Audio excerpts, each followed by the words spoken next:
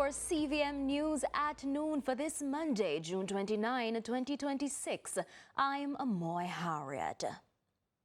We begin this afternoon with news from Westmoreland, where police are investigating the fatal shooting of a 30-year-old man in the Akindoen district of Whitehall on Friday afternoon. The deceased has been identified as Jason Wright of Whitehall in Negril. Reports are that shortly after 4 p.m., residents heard several loud explosions believed to be gunshots coming from a section of the community. They later went to investigate and found Wright lying in a pool of blood along the roadway with what appeared to be multiple gunshot wounds. The police were summoned, and upon arriving at the scene, Wright was transported to hospital where he was pronounced dead while undergoing treatment. Investigators attached to the White House police station are now probing the circumstances surrounding the killing as they continue efforts to identify those responsible. Meanwhile, the Negril police in Westmoreland have commenced a probe into the death of an American citizen over the weekend. The deceased has been identified as 78-year-old Reginald Turner, who died while swimming at the beach. Reports are that about 9 a.m. on Friday, Turner, who was staying at the Negril Palm Resort, went for a swim at the beach. Minutes later, an alarm was raised after he was discovered floating in the water. He was fished from the water by the hotel lifeguard and taken to a medical facility where he was pronounced dead. A report was made to the police, who are now carrying out investigations into the suspected drowning. Turner resides in Florida, USA, but arrived in Jamaica on vacation for his birthday on Tuesday, June 16. Still out west, a power plant operator from the Dominican Republic is dead following a crash in Lucy, Hanover on Friday. The deceased has been identified as 30-year-old Carlos Bays, who has been working in Jamaica and living at Stonebrook Manor in Trelawney. Reports are that Mr. Bays was traveling in a Nissan AD wagon motorcar from the direction of Montego Bay towards Lucy sometime after midday. On reaching the vicinity of the Ocean Point Housing Scheme intersection, he reportedly attempted to overtake another vehicle that was traveling in front of him, but lost control of the vehicle and collided in another motor car which was heading in the opposite direction. He was rushed to hospital where he was pronounced dead. Now, this brings to 20 the number of motor vehicle accidents in Hanover since the start of the year. To other news now, major crimes continue to trend downward in St. Thomas, with police reporting declines in murders, shootings and other serious offenses so far this year. Speaking on the Jamaican Constabulary Force's Force for Good podcast, commanding officer for the St. Thomas Division, Deputy Superintendent of Police Rohan Ritchie, credited the reductions to strong partnerships with residents and increased community engagement.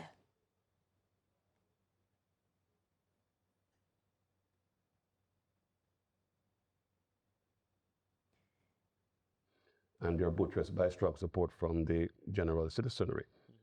All those gains are predicated on the strong partnership that we have with our citizens in St. Thomas.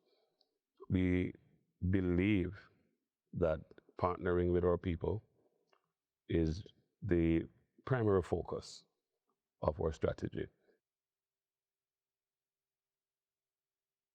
Jamaica's Microcredit Act has been introduced to regulate the country's micro-lending industry and protect consumers from unlicensed financial services. According to the Financial Investigations Division Chief Technical Director Dennis Chung, the first charges have now been laid under the legislation, marking what he describes as a significant milestone in strengthening compliance within the financial sector. To other news now, the Jamaica Labour Party is defending the government's decision to sign a third country national agreement with the U.S., joining nearly 30 other countries in the pact. Senator Abka Fitzhenley, GOP Communications Chairman, says the administration has been diligent in safeguarding Jamaicans and insists there is important context to the signing. His comments come after PNP President Mark Golding was asked whether he would have signed such a deal if his party were in office. Mr. Golding said he would not have rejected the U.S. request. Senator Fitzhenley argues that Golding's statement exposes hypocrisy given the PNP's criticism of the Memorandum of Understanding. It is a fact that the U.S.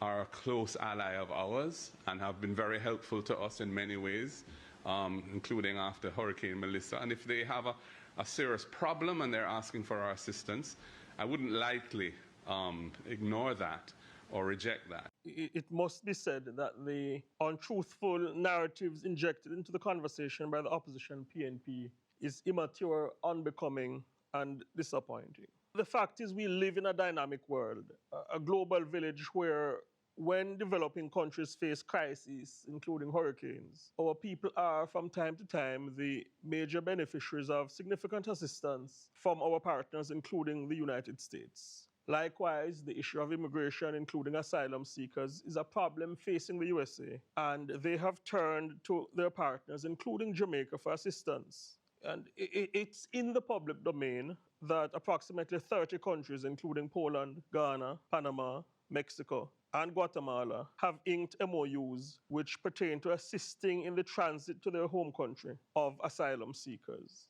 What is important, I believe, for the public to understand is that the government of Jamaica has, in the spirit of partnership, said, while we'll assist, we have been careful and diligent to say we do not intend to accept people who have a criminal past or who are deemed to be active in criminality.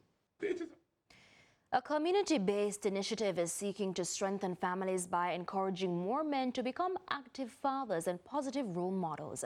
The Right Shift Foundation, in partnership with the Jamaica Constabulary Force, is engaging men in inner-city communities through dialogue and outreach aimed at promoting responsibility, accountability, and stronger community relationships. Kevin Black has the details.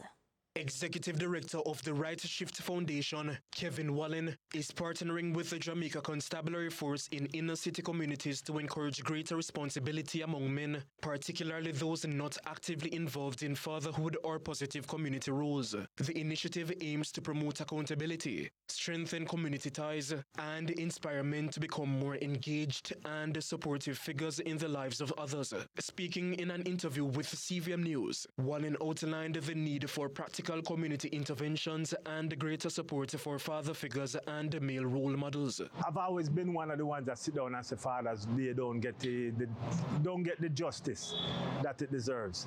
And so rather than just kind of sitting around and talking about it, I actually wanted to do something about it.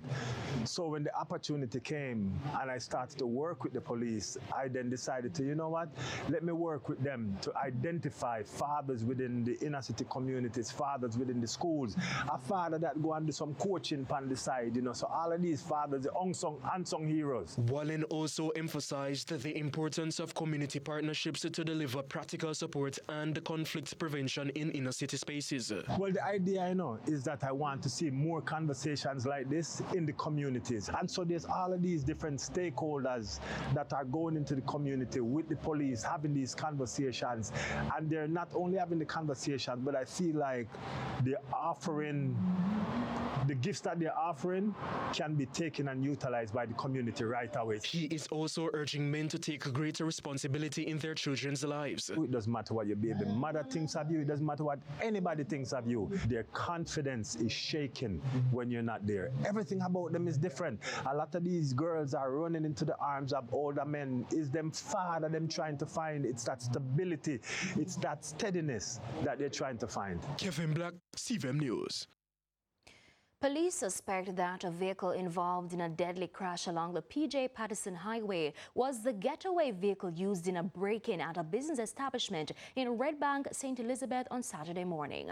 Police reported that about 3:45 a.m. on Saturday, a white Toyota Noah motor car with 2 people aboard was being driven along the roadway when the driver reportedly failed to negotiate a corner. He lost control of the vehicle, which then collided in a wall and burst into flames. The burnt bodies of the 2 occupants were removed and taken to the morgue. However, during the investigations, police suspected that the vehicle was used by the alleged robbers involved in the St. Elizabeth robbery, where $1.5 million in cash and over $2 million in items, including alcohol, cigarettes, and other supplies, were stolen.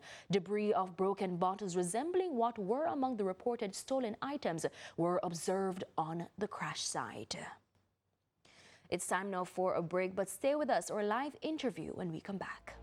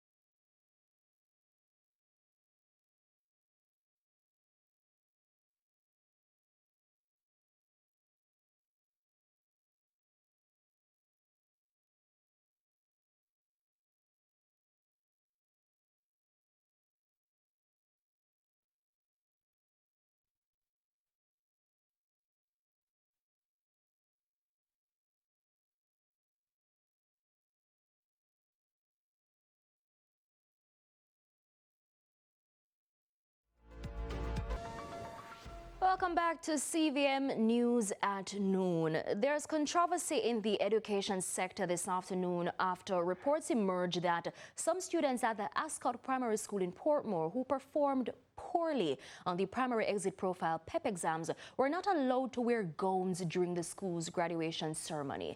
Now, the Education Ministry has since issued a statement condemning the decision, while the school's principal has apologized. But the incident has sparked wider questions about how schools recognize achievement and support students who struggle academically.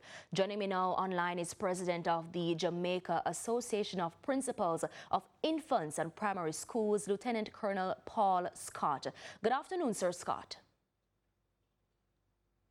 I think you might be muted, Mr. Scott, but talk to me. When you first heard this report, what was your initial reaction? I think your mic might be off. Sir Scott, do you want to turn that mic on for us so we can all hear you? There we go. We're hearing you now. Yes. What was your reaction to the report, Sir Scott? Well, the first thing is that the Ministry of Education gives the school and school board the opportunity to make certain decisions. And therefore, my first reaction was, well, I will have to find out what was the decision of the school and the school board before this becomes a public topic. And so we have found out that there has been discussion. The school has its policy as it relates to graduation. This is something that has been granted to us by the Ministry of Education. In fact, the ministry has published guidelines surrounding graduation cost and excessive cost, but there's no real regulation surrounding graduation. And therefore, we believe from the association perspective that if the school principal, along with the school board and all the stakeholders, including the parents, they come together and they agree to a particular policy, I believe that policy should be followed through, especially if it is not against any, discrimination or any policy or any law that we are breaking in the country. That's our perspective of the matter. Sir Scott, is it that you spoke to the Ascot primary principal who said that this was an agreement with the parents? So I had personal conversation with the principal, and he said that this was an agreement. However, we must understand how the agreement, there's some information that did not reach the media. And, we don't want this to be just sensational. We want to get to the fact. We want to get to the root cause of the issue. And so the principal, while graduation is reserved for, students who have been successful in whatever situation the school put together and deemed fit without breaching the Ministry of Education policy, they did that. And some parents would have said, okay, we want, the other students to participate in graduation. So, we don't support discrimination because, of course, that can be a constitutional matter. But then if the parents agree and they endorse it and the school administration would have endorsed it, then personally I do not see why we should have a challenge. I'm also aware that the ministry would have responded. But I think that is normal for any civic group and organization. Once there is a public outcry on any matter, they are going to respond, even sometime without getting the real facts of the matter. So why did Principal Jackson apologize then if, the stance is that perhaps he did not do anything wrong? Why did he issue an apology? Do you know? Well, my understanding is that he did not apologize. I spoke to him about that and he said he did not apologize. He said he stand by the decision of the school to, as they want to improve the standard of students who are graduating and heading up to high school. Some weeks or months ago, we would have heard the Pembroke principal came out in public and, talking about the quality of students that the high schools are receiving from the primary level. And so if the principal of Ascot Primary and his team, along with the board, without breaching any ministry regulation or any law, decides that they are going to raise the standard of education, the quality of education, then I believe that they should be allowed to do so and raise the standard of education and the quality of education for our primary school going into secondary school, so that some of the challenges that we have in the secondary school and beyond can be addressed from very early. And that is one school of thought, but there's also another one, Sir Scott, and you mentioned a very important word earlier that has come up a lot on social media since this report became public: discrimination. There is a school of thought that something like this would have humiliate the kids them. Some of them peers in a gown and them in a gown, and that would have just show the persons who attend the graduation say, and pardon me for using this word, me dunce. What's your reaction to this school of thought that perhaps this is humiliating for some of the children? Well, I really not going to get into the legal aspect of it. I'm no legal expert on the matter. I was just simply saying that from the association perspective, we want to make sure that our members are not involved in activities that can come back to haunt them or break any rules of the ministry, laws, or any constitutional clauses that exist. I just raised that point to say that we do not support, and some people are calling it discrimination, whatever it may be. It's up to them to say what they do want to say, but I'm saying from an organizational perspective, we do not support it in any form, shape.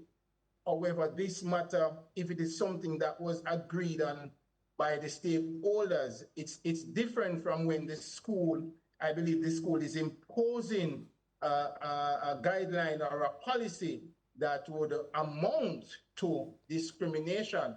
There can be an agreement. If people do not agree to the guidelines of the policy, then they can state their objection, and I'm quite sure the school or even the stakeholder group, in this case the parents, they would have some compromise to ensure that no legal enforcement is broken, and we can still serve. You yourself, Sir Scott, is a primary school. I am not. You yourself is a primary school principal, and one of the questions that I've noticed has been raised since this debate started is the matter of streaming in schools, that they believe perhaps is also a form of discrimination, where in most primary and prep schools they have first stream, second stream, students are streamed into different grades based on their academic performance. Do you think this practice is also an issue, or perhaps it is okay as it is right now? It's perhaps motivating students to do better. What's your thought? Well, one teacher cannot teach all the students, and there's a reality on the documents that are presented to us at the primary and that goes to the secondary school. It has students who are in the various pathways. So if you call the pathways streaming, then that is on the fault of the ministry if you call that streaming.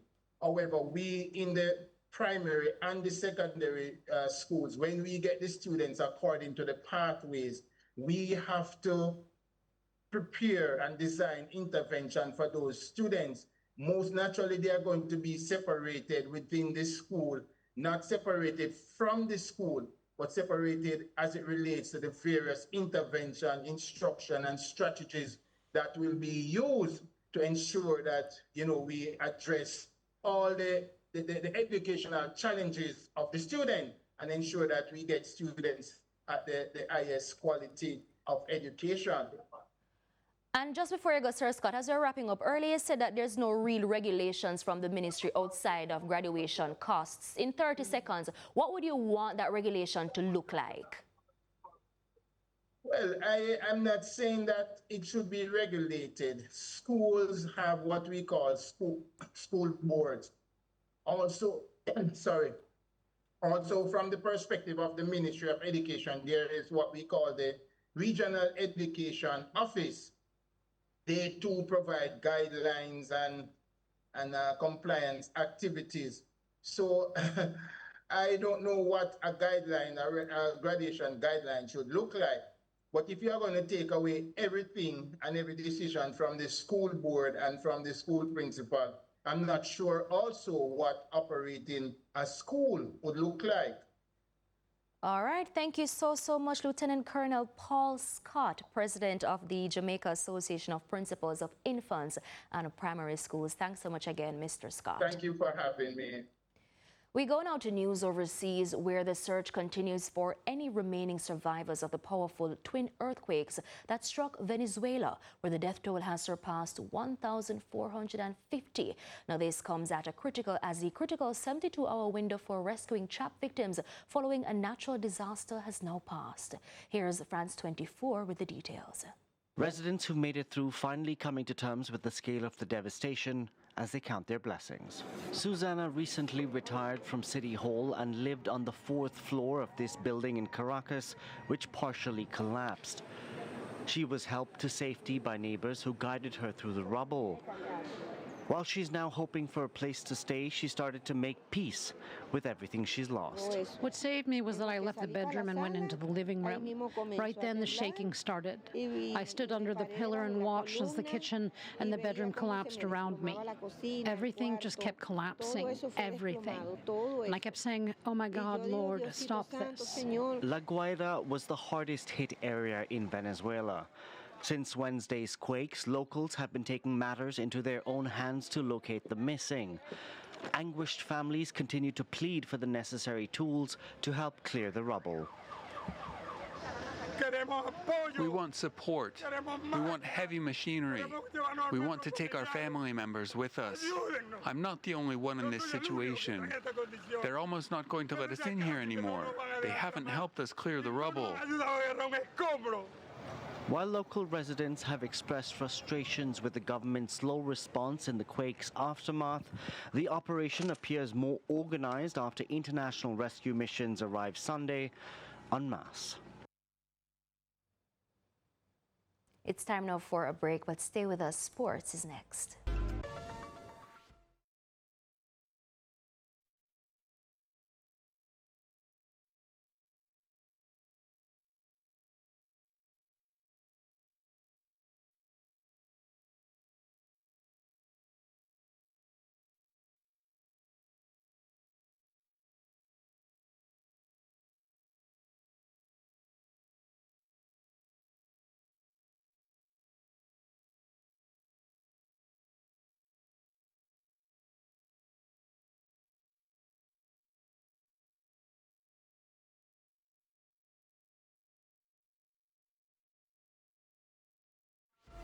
Welcome back to News Now in Sports. The second match in the round of 32 at the FIFA World Cup is currently underway in Houston. And at sports time, Brazil and Japan, both unbeaten, were still goalless. The winners advanced to the round of 16, where they will face either Ivory Coast or Norway on July 5. Brazil, looking to reassert their global dominance, will remember that they were leading 2-0 in last October's friendly against Japan before losing 3-2. Now, Monday's schedule continues with two matches. At 3:30, Germany and Paraguay battle in Boston for a spot in the round of 16. The South American side will be looking for a historic upset.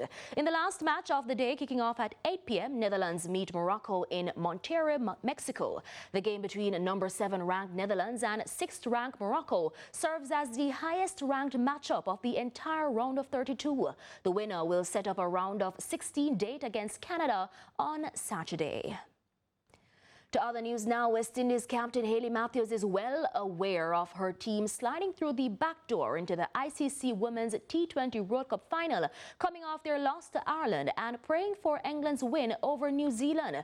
The Caribbean side will face unbeaten Australia on Tuesday in London, starting at 8:30 a.m. for a spot in the final. And while Australia are aware of the dangers should a West Indies team hit their stride, Matthews know they have nothing to lose. We certainly feel like coming up against Oz, we have nothing to lose, and that puts us in a position where we can be quite fearless going out there. It's obviously been quite a journey to get here, but I think as a team we're really proud of probably the way we've played so far, but still know that we haven't been at our best, which gives us a lot of confidence knowing that we can still get a lot better. Meanwhile, cricket is officially back on the Olympic radar for LA 28, and the first 4 women's teams have just punched their tickets to Hollywood. Australia, England, India. To the lighter side of the World Cup, many times we are busy counting how teams the apparel companies are outfitting. This time, the fashion at the World Cup was one off the pitch. Everyone thought the World Cup belonged to Nike, Adidas, jerseys, face paint, and football. Then Africa showed up dressed like the trophy was already theirs because somehow the World Cup quietly turned into Fashion Week with football problem. Let's talk about the top 5 countries that didn't just attend the World Cup. They freaking arrived looking like royalty. Senegal. Senegal didn't arrive looking like a football team. They arrived looking like a delegation. The first thing that caught my attention, the color. Deep forest green paired with that soft sage gray feels grounded, calm, expensive, and incredibly intentional. Then you start to notice the details.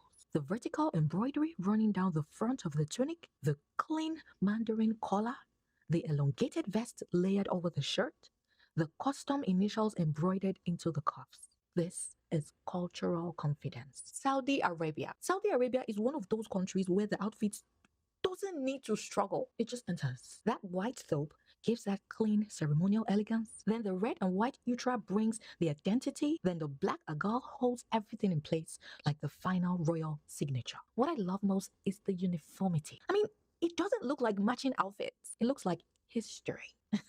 Love it. Let's talk Cote d'Ivoire. Cote d'Ivoire showed up and chose violence. Not football violence, fashion violence. Because who looks at the World Cup arrival and says, you know what, let's dress the entire team like sunrise. Burnt orange, golden yellow, touches of deep red, the exact colors you will see when the sun is setting over the African continent.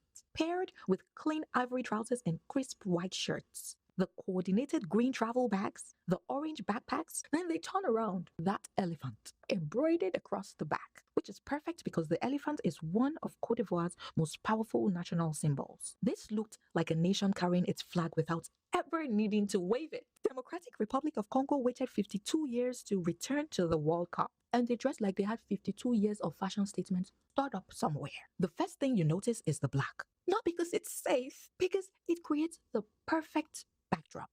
Then comes the leopard print, not scattered randomly, placed diagonally across the chest like a ceremonial sash. Immediately, you know who they are, the leopards. Most designers would have covered the entire suit in leopard print. This designer understood restraint. Then you start noticing the details, the crystal cheetah brooch, the luxury travel bags wrapped in matching leopard print, the sharp black ties, the polished shoes, the tailoring, and what makes this even better is the coming to America inspiration. And yes, they came to New York, so what are we not saying? Now I need to know, the World Cup trophy is still up for grabs, but the Fashion Cup, somebody already won it. The question is, who? And that's it for CVM News at noon. Join us again later for CVM News at 7. I'm Amoy Harriet. Have a pleasant afternoon. Stay tuned. Ganga is coming up next.